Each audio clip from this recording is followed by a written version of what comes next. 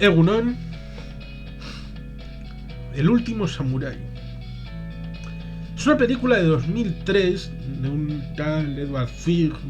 un director impronunciable. Está Tom Cruise. Es lo más importante de la película y el descubrimiento de Ken Watanabe, que le conocerían en Japón mucho, pero en el resto del mundo esta fue su puerta de entrada, y luego pues en 2005 tuvo un papel interesante en Origen con Christopher Nolan. Pero el asunto está en el que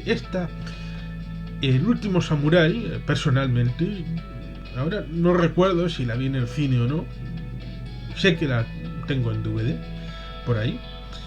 y que a mí que me gusta Japón, no soy un especialista ni un otaku, por lo menos no creo, o no creo que nadie me reconozca como tal, a pesar de haber ido este mismo año, el día 28 de febrero, a la 12 Japan Week en el BEC, en Baracaldo, que fue algo maravilloso. No pude estar con Susana, pero me fui yo solito y estuve todo el día con unos amigos. Y bueno, pues fue interesante y me gusta Japón. Y esta película va sobre el periodo de la era Meiji, en el último tercio del siglo XIX, en la modernización de Japón. Se ve, la historia es de un héroe americano, Tom Cruise, haciendo un capitán Nathan Aldrich, que le pillan en San Francisco y va con un antiguo compañero de armas a Japón, que está recolectando saberes universales de las potencias occidentales, tales como Francia, Inglaterra, Prusia, los Estados Unidos, y bueno, pues tiene que modernizar las armas de Japón.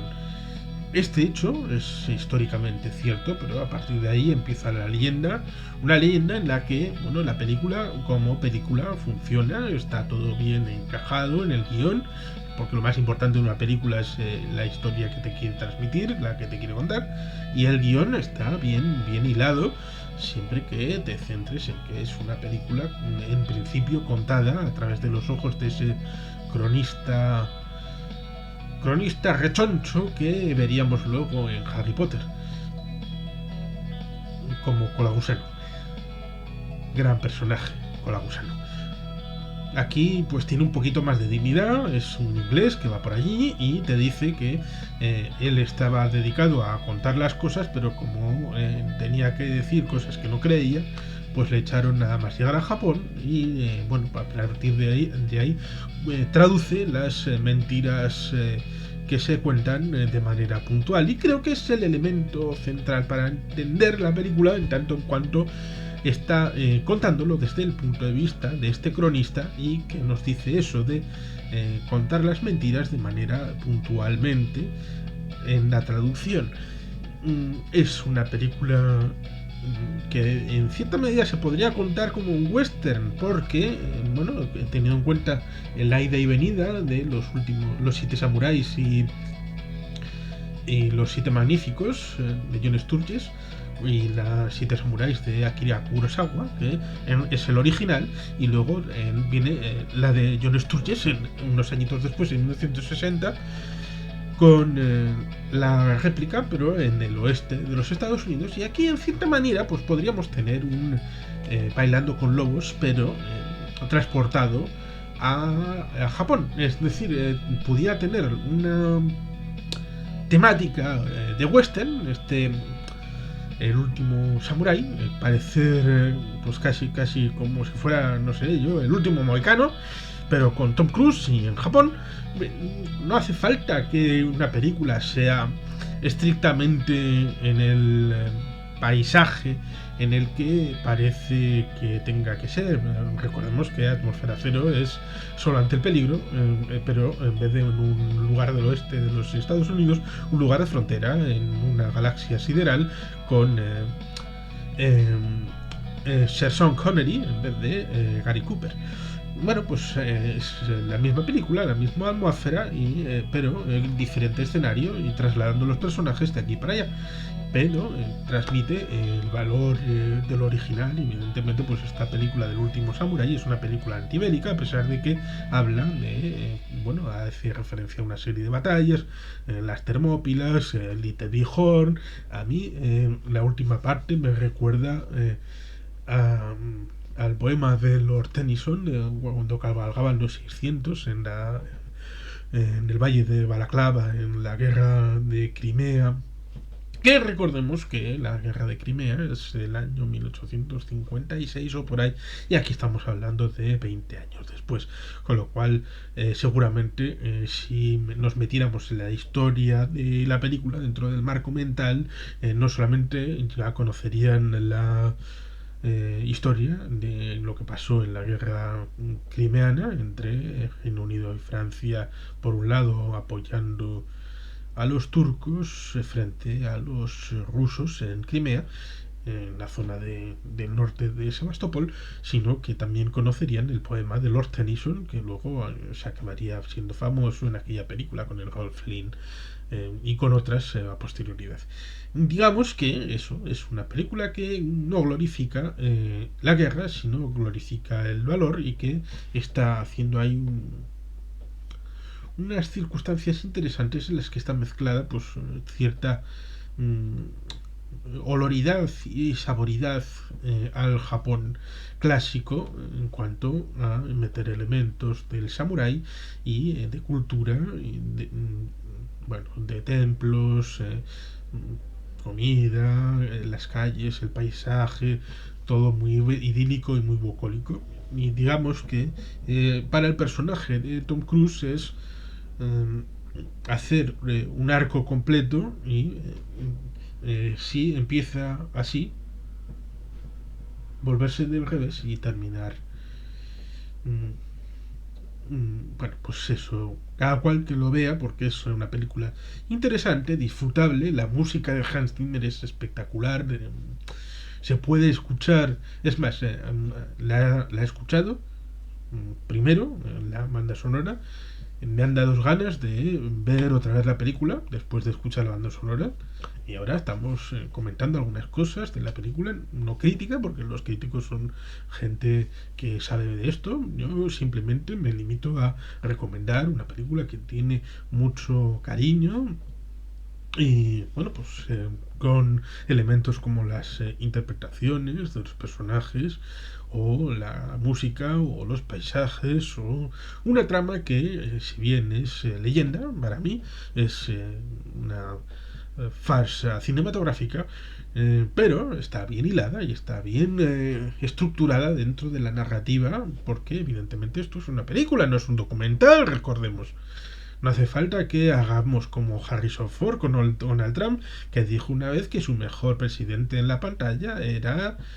el de Air Force One, ya saben,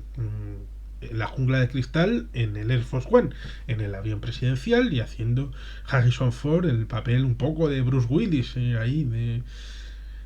de John McClane. Bueno, pues tuvo que salir el señor Harrison Ford a decirle, Donald, era una película, o es un documental, con lo cual las cosas que en el último Samurai hay que son incorrectas históricamente, pues evidentemente pues se le debe pasar, porque es una película. Por ejemplo, cuando están los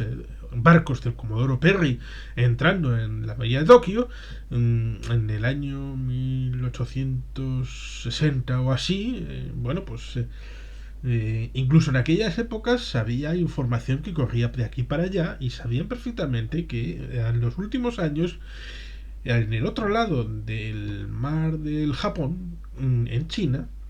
los ingleses, los británicos, habían ido con sus barquitos y les habían dado para el pelo a los chinos en la primera guerra del opio, y habían entrado como elefante en la cacharrería hasta el fondo, y les habían dado para el pelo. y como estaban igual de encerrados en sí mismos que los chinos, dijeron, ahí va, ahí las barbas, habrá que ponerlas a remojar. Con lo cual, cuando llegaron los estadounidenses a abrir el comercio, porque hasta entonces solamente había habido una zona en Nagasaki, creo recordar, una isla, que bueno, entonces era una isla, ahora está más bien conectada, que era una zona de intercambio libre que estaba controlada por los neerlandeses y era la zona de pues una especie de Puerto Franco para intercambios comerciales con Occidente. Y bueno, pues ya se sabían que lo que había pasado con China con los ingleses y bueno, pues no les quedó otra que abrir el país. Y el señor Meiji, emperador, estaba absolutamente decidido a abrir, y no solamente eso, sino a modernizar su país, en tanto en cuanto había quedado muy retrasado con otros países y su modernización en torno a la revolución industrial. Y hay un elemento interesante para resaltar en cuanto a el hecho de los samuráis, porque, bueno, como diría aquel, se le ha sobrevalorado, y no digamos aquello de la lucha en Cagayán, en el 1500 y pico, en el norte de Filipinas, con una batalla en la que los tercios pues se cepillaron a unos 1000 o 1500 samuráis o ronins, más, igual es el término más correcto, en su intento de los japoneses de bueno, hacer de las suyas cuando el poder castellano estaba tratando de asentarse en Filipinas. Bueno, pues el asunto está en el que los samuráis, aparte de ser originarios en un elemento mercenario y de contrata para unos señores particulares unas fuerzas armadas particulares y privadas en las que se salvaguardaba el honor para algunos, pero no para el conjunto de las personas que vivían en Japón, ni siquiera en el señorío feudal en el que tuvieran poder bajo el señor que les era de su competencia. No, es que los samuráis no servían al emperador, servían al shogun. El shogun era, bueno, es decir, haciendo una herejía aquí satánica, digamos que el emperador era el presidente y el shogun era el primer ministro. El emperador seguía existiendo formalmente, estaba por ahí arriba, una figura de cohesión de todos los territorios japoneses,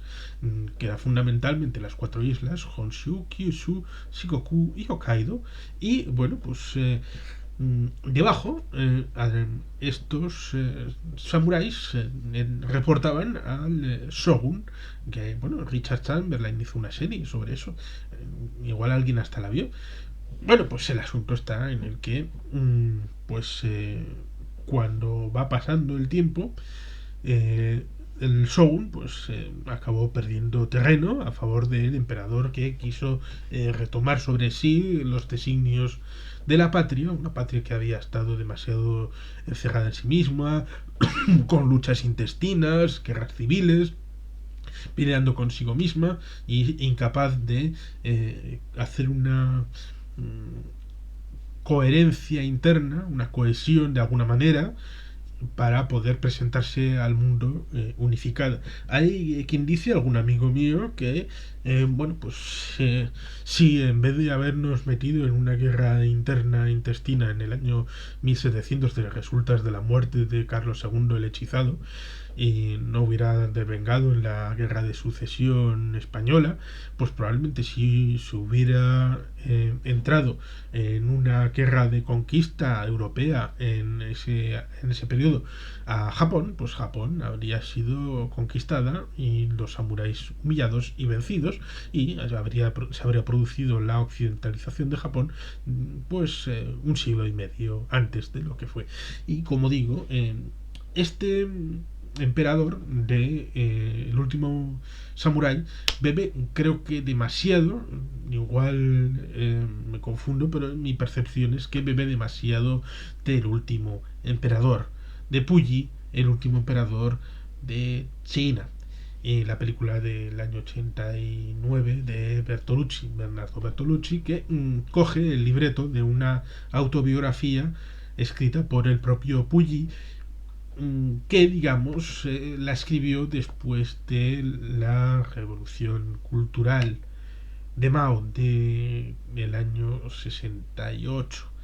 Y era una autoacusación, el libro es una autoacusación de decir por qué son tan malos los emperadores de China, por qué tenían que desaparecer. Y digamos que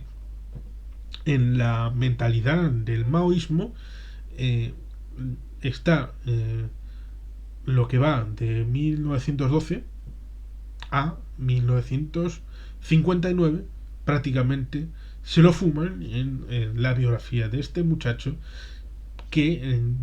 no creo que la escribiera libremente, sino, y además recordando que Bernardo Bertolucci, con obras como Prima de la Revolución o Novecento, es un autor de sensibilidad comunista italiana, con lo cual no debía de ser demasiado alejado del hecho de ese camarada soldado que estaba con la punta del fusil bien encima de Puyi o detrás de la puerta mientras Puyi escribía el libro del que se basa este último emperador de Bernardo Bertolucci. Pero nos hemos ido por las ramas. El asunto está en el que este emperador se le ve un poco dubitativo, que no sabe lo que hacer, que lo que le digan, y que así es que me gustan los antepasados y estoy luchando porque es que me dicen cosas aquí los consejeros y yo por mí no es que no sé, no, hombre, no, a ver, el emperador iba con una idea clara y la plasmó en políticas concretas, primero tratando de quitar de en medio al shogun, que no tuviera ningún poder, que les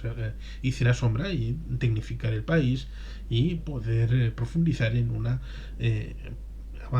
avance que luego se vería claro cuando llega el año 1904-1905, en la primera guerra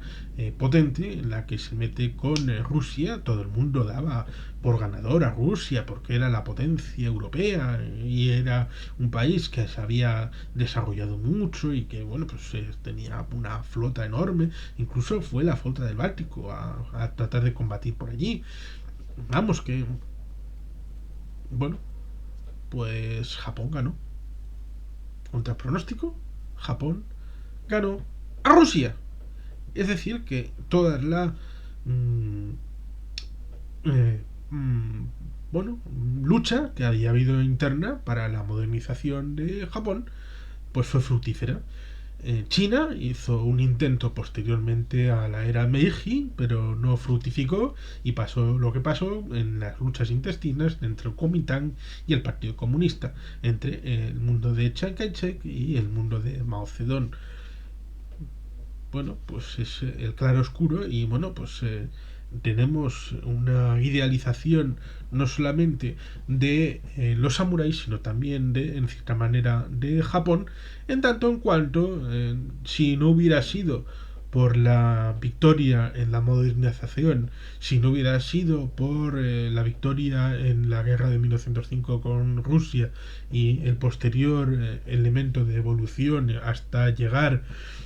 a la participación en la Segunda Guerra Mundial,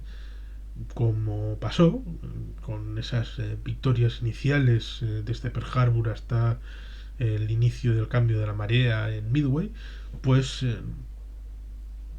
Japón no tendría el peso en la conciencia y en la memoria colectiva de Occidente como la tiene ahora.